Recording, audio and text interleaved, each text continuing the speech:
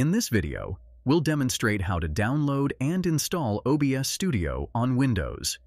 But before we dive in, I'd like to invite you to hit that like button if you're excited to learn about OBS Studio, and share your thoughts in the comments below. Your feedback helps us create better content for you. Now, let's get right into this guide. First, open your preferred web browser and visit the official OBS Studio website at obsproject.com. Choose the appropriate download for your operating system. Since we're on Windows, click on the Windows option.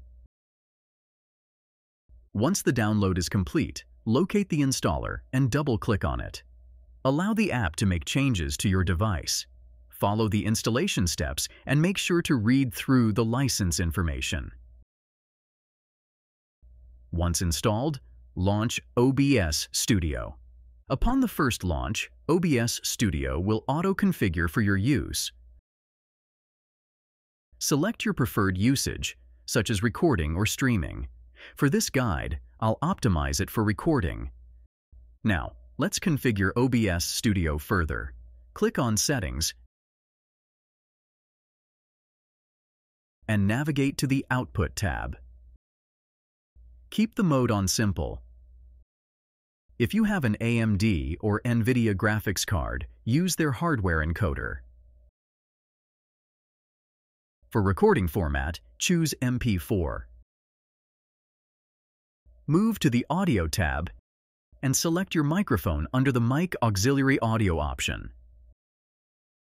Now, go to the Video tab. The base canvas resolution doesn't matter much. Focus on the output scaled resolution. For recording, I recommend 1080p. For streaming, 720p is sufficient. Adjust the FPS based on your internet speed and computer performance. Click Apply and then OK.